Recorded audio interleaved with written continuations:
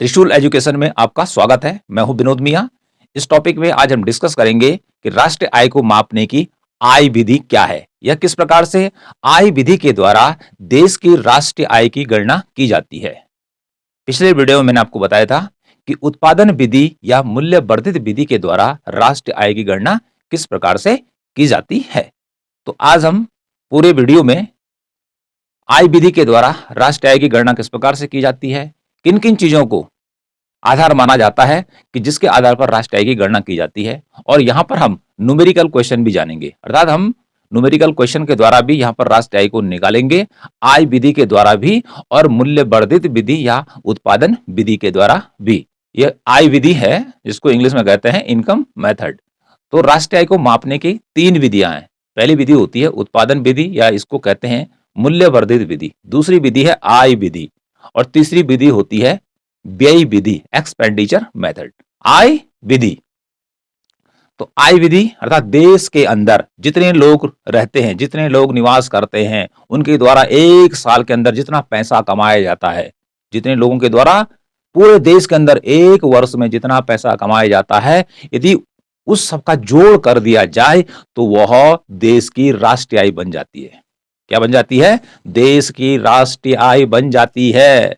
जैसे एक आदमी की बात करें तो एक आदमी एक साल में कितना पैसा कमा लेता है, एक महीने में कितना कमाया उसने, 2 महीने में कितना कमाया, 3 महीने में कितना कमाया, 4 महीने में कितना कमाया, तो 12 महीनों की आय उसकी जोड़ दी जाए तो उसकी वह वार्षिक इनकम कहलाएगी, वह उसकी वार्षिक आय कहलाएगी। तो इसी प्रकार से यदि पूरे राष्ट्र में जितनी भी आर्थिक गतिविधियां होती हैं और जिन जिन काम धंधों से लोग आय प्राप्त करते हैं, तो उन सभी की आय का जोड़ राष्ट्रीय आय बन जाएगा एक वर्ष में।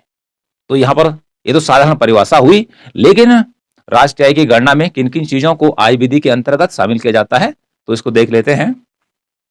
तो आय विधि में राष्ट्रीय आय की गणना, जैसे मैंने आपको बताया कि पूरे साल भर, क्योंकि राष्ट्रीय आय की गणना एक वर्ष में की जाती है, तो एक वर्ष में देश के अंदर जितनी भी इनकम विभिन्न लोगों के द्वारा कमाई जाती है उसका योग कहलाता है देश की राष्ट्रीय आय।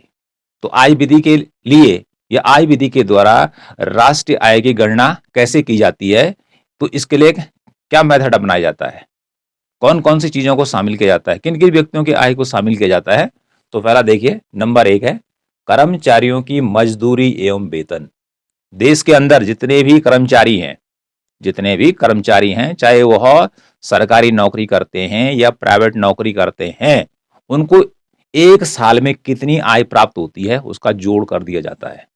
इसके साथ ही कर्मचारियों को नगद वेतन ही नहीं मिलता है, इसके साथ साथ उनको कुछ भत्ते या अलाउंस भी मिलते हैं, जैसे शहरों में रहने के लिए मकान का भत्ता, इसी प्रकार से आवास भत्ता हम जिसको कहते हैं, इसी प्रकार से आने जाने का उसको किराया भत्ता मिलता है, टीए मिलता है, तो ये भी उसका आय का हिस्सा होगा।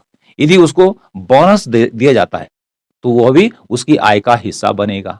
ओके, या जैसे फौज है, आर्मी के अंदर है, उनको कपड़े भी दिए जाते हैं, पुलिस के अंदर है उनको कपड़े दिए जाते हैं या उनको राशन दिया जाता है, वो भी उनकी आय का हिस्सा बनेगा। तो इस प्रकार से प्राइवेट सेक्टर हो अर्थात निजी क्षेत्र हो या सरकारी क्षेत्र के अंतर्गत जितने भी लोग जॉब करते हैं और वो एक साल में जितनी आय कमा लेते हैं उसका जोड़ कर देते हैं। ओके, तो पहले में होता है कर्मचारियों की मजदूरी एवं वेतन, compensation of employees and wage and salaries को इसमें जोड़ दिया जाता है। ठीक है, तो पहली हेडिंग ये हो गई। दूसरा क्या होता है? नियोक्ताओं द्वारा सामाजिक सुरक्षा अंशदान। तो जो नियोक्ता होते हैं, एम्प्लॉयर, जो कर्मचारियों को रखते हैं, जैसे बड़ी बड़ी कंपनियां हैं, तो बड़ी बड़ी कंपनियां अपने यहाँ लोगों को काम पर रखती हैं, जैसे टाटा रखती है, चाहे आपका रिलायंस इंडस्ट्री रखती है, एयरटेल रखती है, ठीक है, या कोई भी अदर कंपनी रखती है, तो वह कहलाते हैं नियोक्ता, अर्थात जो नियुक्ति प्रदान करते हैं। इसी प्रकार से सरकारी क्षेत्र में सरकार के द्वारा क्या किया जाता है, लोगों को नौकरी दी जाती है, चाहे रेलवे में दी जाती है, चाहे शिक्षा विभाग में दी जाती है, चाहे रक्षा विभाग में दी जाती है, या किसी भी विभाग में दी जाती है, तो वे नियोक्ता कहलाते हैं। वह एम्प्लॉयर कहलाते हैं, जो लोगों को नौकरी देने का काम करते हैं। तो जो नौकरी देने का काम करते हैं, ये कर्मचारियों को क्या करते हैं, सामाजिक सुरक्षा के लिए कुछ पैसा भी देते हैं। जीवन बीमा भी किया जाता है इनके द्वारा। तो जीवन बीमा का जो पैसा चुकाया जाता है, वह किसके द्वारा चुकाया जाता है, जो नियुक्त करने वाले हैं, जो नियोक्ता कहलाते हैं। तो ये क्या करते हैं, सामाजिक सुरक्षा में पैसा लगाते हैं, किसके लिए, जो कर्मचारी इनके यहाँ काम पर लगे रहते हैं। तो ये भी इनके इनकम का हिस्सा होता है। ओके, जैसे पेंशन की बात की हमने, इसी प्रकार से जीवन बीमा की बात की, या इसी प्रकार से कोई दुर्घटना बीमा हो सकता है। ये भी कौन देता है, कर्मचारियों को ये देता है जो उनकी नियुक्ति करता है। ओके, सरकार करती तो सरकार देगी, प्राइवेट सेक्टर करता है तो प्राइवेट सेक्टर करेगी। तो इस प्रकार से ये राशि भी कर्मचारियों की आय ही बनेगी। ओके, तो दूसरे में लिखा जाएगा। तीसरे में किराया। किराया जानते हैं कि जो बड़े बड़े भवन हैं, ठीक है, लोगों के किराए के भवन बना रखे हैं, उन बिल्डिंगों में जो लोग रहते हैं तो क्या करते हैं, मकान का पेमेंट प्रदान करते हैं, किराया देते हैं। तो किराए से जितनी राशि लोगों को प्राप्त होती है, क्योंकि इंडिया की बात करें तो कितने मकान बने होंगे, कितनी बिल्डिंगें बनी हैं जिनमें लोग किराए पर रहते हैं, दुकान है, बड़े बड़े अपार्टमेंट हैं, तो वह राशि भी क्या होगी, आय विधि में जोड़ दी जाएगी। इस प्रकार से ब्याज, जिन लोगों के पास पैसा ज्यादा होता है वो क्या करते हैं, लोगों को उधार देते हैं और उधार के बदले उनको ब्याज दिया जाता है। तो ब्याज भी क्या होता है, वह आय में जोड़ा जाता है। क्योंकि यदि व्यक्ति 10 रुपए उधार देता है किसी को, ठीक है, और जब कोई व्यक्ति उसको वापस करता है तो 15 रुपए देता है, तो इस प्रकार से 5 रुपए जो एक्स्ट्रा इनकम उसको प्राप्त हो रही है, तो वह भी क्या होगी, आय बन जाएगी। तो वह भी राष्ट्रीय आय में जोड़ी जाती है। इसी प्रकार से बैंकों के द्वारा क्या किया जाता है, लोगों को भारी भरकम उधार दिया जाता है। वर्तमान में तो अधिकांश जो उधार दिया जाता है अरबों खरबों रुपए का, वो कौन देता है, वो बैंक देते हैं। और बैंक से उधार लेने वाले बैंक को क्या देते हैं, ब्याज देते हैं। तो वो ब्याज भी क्या होगा, आय विधि में जोड़ दिया जाएगा। इसका भी जोड़ निकाला जाएगा कि ब्याज से कितनी राशि प्राप्त हुई एक साल में। अगला आता है लाभ। लाभ अर्थात जो कंपनी का मालिक होता है, जब सभी को उसने क्या दिया, वेतन चुका दिया, जो कच्चा माल था, जितने भी पेमेंट थे उसने कर दिए, उसके बाद जितना पैसा बचता है वो उसका लाभ कहलाता है। वो उसका क्या कहलाता है, लाभ कहलाता है। और लाभ के इस प्रकार से 3 चीजें लाभ में आती हैं कि लाभांश, डिविडेंड। तो लाभ के घटक हो गए ABC। पहला होता है लाभांश। लाभांश अर्थात जो कंपनियां होती हैं, तो कंपनी में बहुत सारे लोगों का पैसा लगाया रहता है, उनके शेयर खरीदे रहते हैं, उन्हें कहते हैं शेयर होल्डर। तो जब लाभ होता है कंपनी को, तो कुछ हिस्सा उनको देना पड़ता है, जिनका क्या कर रखा है, शेयर खरीदे होते हैं, ठीक है, तो उसे लाभांश कहते हैं। दूसरा आता है निगमित लाभ कर। जो बड़ी बड़ी कंपनियां हैं, उनको जो बड़ा प्रॉफिट होता है, जो लाभ होता है, उस पर भी टैक्स लगाया जाता है। किस पर, उनके लाभ पर, उसे लाभ कर कहते हैं। ठीक है, तो ये कौन लगाता है, ये सरकार लगाती है। तो यह भी आय में जोड़ा जाता है, राष्ट्रीय आय में। अगला है गैर वितरित लाभ। अब इसी लाभ में जब कंपनी क्या होती है, मोटा मुनाफा कमा लेती, ज्यादा लाभ उसको हो जाता है, तो वह क्या करती है कि उसने डिविडेंड भी दे दिया, निगमित कर भी दे दिया, ठीक है। अब उसके पास जो पैसा बचता है वो उसको किसी को नहीं देती है, अपने पास रख लेती है, रिजर्व कर लेती है। तो एक प्रकार से यह कंपनी की क्या होती है, बचत होती है, जिसे कहते हैं गैर वितरित लाभ। गैर का अर्थ हुआ कि जिसको किसी के बीच वितरित नहीं किया जा रहा, जिस लाभ को, वो गैर वितरित लाभ कहलाता है। तो इस प्रकार से लाभांश हो गया, निगमित लाभ कर हो गया, गैर वितरित लाभ हो गया, और अंत में आता है 6वें नंबर पर मिश्रित आय, मिक्स्ड इनकम सेल्फ एम्प्लॉयड। क्योंकि इनको अलग अलग भागों में बांटा गया है, लेकिन कुछ लोग क्या होते हैं, वो भी काम करते हैं। जैसे आप देखेंगे कि बाजार में जाते हैं तो कितने दुकानदार होते हैं। आप देहरादून में चाहे दुकान ही दुकान है, आप हरिद्वार में चाहे दुकान ही दुकान, रुड़की में चले जाए, मेरठ में चले जाए, दिल्ली के किसी भी कोने में चले जाए, बिहार पटना, आपका जयपुर से लेकर आप पूरा इंडिया घूम जाए, जितने भी मार्केट हैं सब दुकानदार बैठे हुए हैं। ठीक है, इसके अलावा नाई धोबी, ठीक है, बाल काटने वाला अलग है, प्रेस करने वाला अलग है, ठीक है। रेडी पटरियों पर बैठने वाले अलग हैं, ठेलियों में सब्जी बेचने वाले अलग हैं। तो इस प्रकार के जो लोग होते हैं, इनका स्वयं का पैसा क्या होता है, काम में लगा रहता है। इसके अलावा आपने देखा होगा कि कई क्या बने हैं, डॉक्टर हैं, अर्थात जिनकी प्राइवेट क्लिनिक है। इसी प्रकार से वकील है, वो भी प्राइवेट है, ठीक है। इसी प्रकार से टीचर भी है, वो भी क्या है, जो प्राइवेट पढ़ा रहे हैं, ठीक है। तो इस प्रकार से इनकी जो इनकम होती है, जो कि असंगठित क्षेत्र में लगे हुए लोग हैं, ठीक है, इनकी आय को रखा गया है मिश्रित आय। और मिश्रित आय में ये आते हैं कि जो स्वयं के उद्यमी होते हैं या स्वयं का बिजनेस चलाने वाले होते हैं। तो इनकी इनकम को, क्योंकि इनका पैसा स्वयं का लगा रहता है, तो ऐसे में पता नहीं चलता है कि इनकी कि ये मजदूरी है या इनका क्या रहा है, ब्याज का है कि लाभ का। अर्थात उत्पादन के जो कारक हैं, उत्पादन के जो कारक हैं कि भूमि से पैसा प्राप्त आ रहा है, ठीक है, प्राप्त हो रहा है, या आपका मजदूरी से प्राप्त हो रहा है, या ब्याज से प्राप्त हो रहा है, या लाभ से प्राप्त हो रहा है। तो इनकी आय को अलग अलग टुकड़ों में बांटना कठिन हो जाता है। इसलिए इनकी आय को अंतिम हेडिंग में रखा गया मिश्रित आय। तो मिश्रित आय में किन व्यक्तियों को शामिल किया गया है कि जो स्वयं नियोजित होते हैं, जिनका स्वयं का व्यवसाय होता है। जैसे दुकानदार की बात हमने कर दी, ठीक है। इसी प्रकार सब्जी बेचने वाले की बात हमने कर दी। प्राइवेट सेक्टर में कोई डॉक्टर है, उसकी बात हमने कर दी। इसी प्रकार से प्राइवेट सेक्टर कोई स्कूल है, ठीक है, विद्यालय, उसकी बात हमने कर दी। रेडी पटरियों पे बेचने वाले, सब्जी बेचने वाले, अर्थात जितने भी आपको दिखाई देते हैं बाजार में, जो क्या कर रहे हैं, सामान बेचने का काम कर रहे हैं, या झोला लेकर, ठीक है, गाँव में आ रहे हैं, ये बोरा बिस्तर, ठीक है, रजाई गद्दा वगैरह जो बेचने का काम कर रहे हैं, वो सब इसके अंतर्गत आते हैं।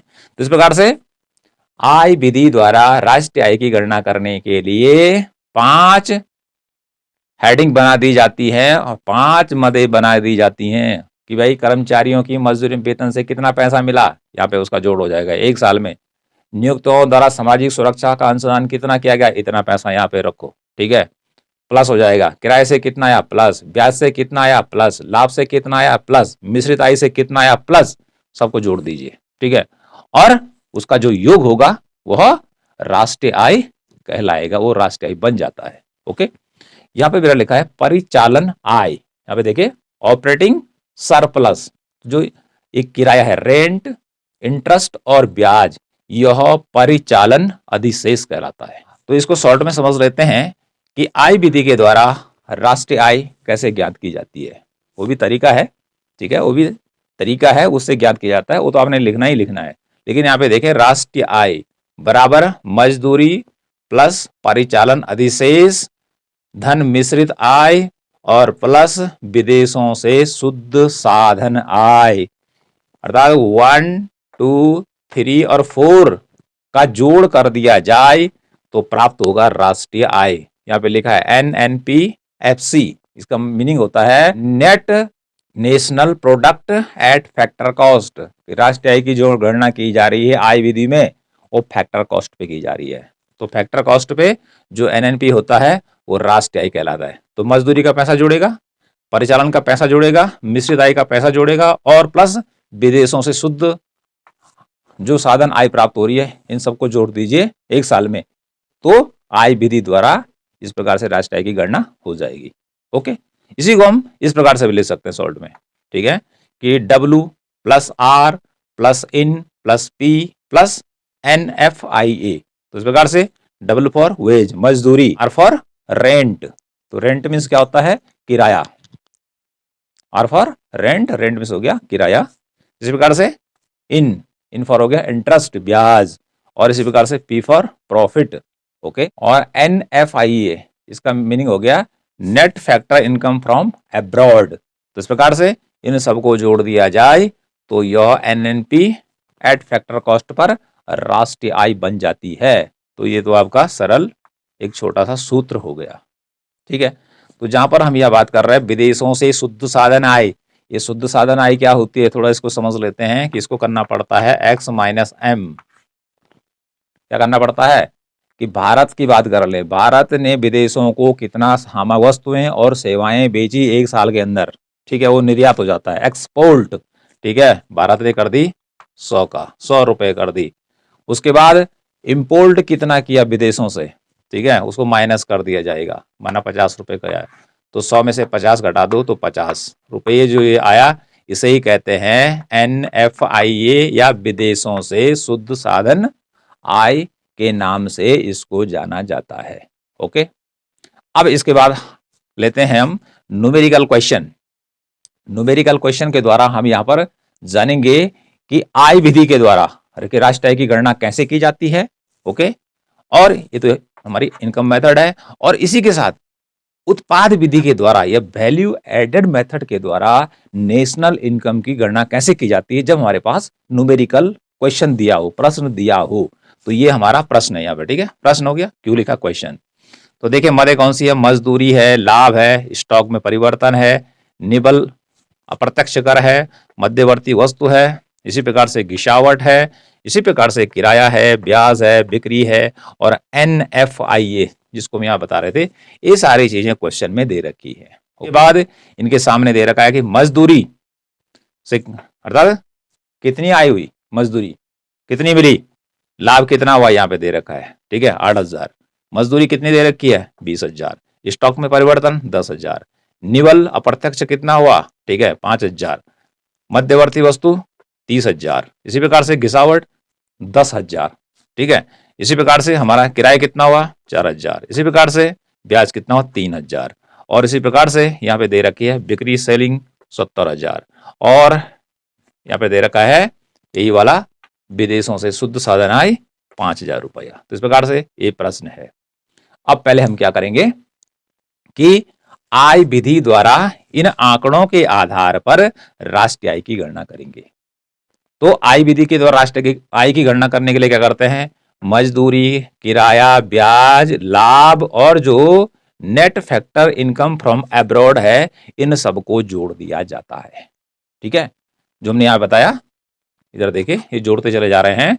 तो यहां देखना है मजदूरी कितनी है, तो मजदूरी हमारी हमने यहां से लेनी है 20,000, यहाँ पे लिख दिया। ओके जी, किराया कितना है यहाँ से लेना है 4000 रुपया, ब्याज कितना है 3000 रुपया, लाभ कितना है 8000 रुपया, और जो ये विदेशों से शुद्ध साधन आए है सब डेटा यहाँ से लेना है, तो ये सब प्लस में आएगा, इन सबको जोड़ देंगे तो इस प्रकार से 40,000 रुपया आ जाएगी आय विधि द्वारा राष्ट्रीय आय रुपये में।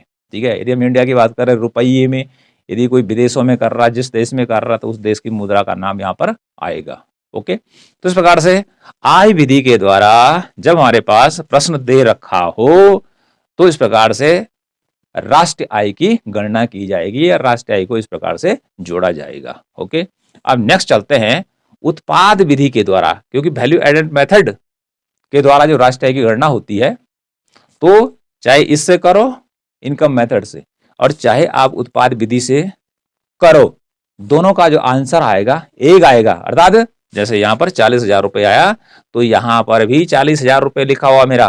ठीक है, तो ये किस प्रकार से आता है, या इसकी गणना करते समय किन किन चीजों को ले जाता है, जैसे बिक्री हो गया तो यहां से लेना है आपने। ठीक है, यहाँ बिक्री दे रखा है 70,000 रुपया। ठीक है, तो ये बिक्री यहाँ प्लस में आ जाएगा। ठीक है, स्टॉक में परिवर्तन, ठीक है, यहाँ लिखा है स्टॉक में परिवर्तन 10,000 रुपये, यहाँ लेना है। ठीक है, इसके आगे प्लस लगा रखा है। मध्यवर्ती वस्तु, जो कच्चा माल क्या होता है, वस्तु को बनाने में प्रयोग किया जाता है, तो यहाँ पे आ रखा है 30,000, तो ये घटेगा, ये माइनस कर दिया जाएगा। ये डेटा जो है यहाँ से लेना है 30,000 का। ओके जी, घिसावट, ये पैसा 10,000 रुपया है, घिसावट को भी घटाना पड़ता है जब उत्पाद विधि या मूल्य वर्धित विधि से हम क्या करते हैं, राष्ट्रीय आय की गणना करते हैं।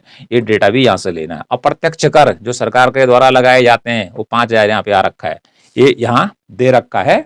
ओके, इसको भी घटाना है, लेकिन जो NFIA है इसको यहाँ दे रखा है कि विदेशों से शुद्ध साधन आय, जिसको हम net factor income from abroad कहते हैं, इसको यहाँ जोड़ दिया जाएगा। तो इस प्रकार से ये प्लस प्लस और प्लस, इन तीनों को क्या करना है, एक साथ जोड़ देना पहला। ठीक है, जैसे 70,000 है, ये 80,000 हो, ये 85,000 हो गया। ओके जी, उसके बाद ये माइनस माइनस माइनस माइनस, इन सब माइनस को क्या करना है, माइनस कितने हैं 1 2 और 3, इन तीनों को जोड़ देना है।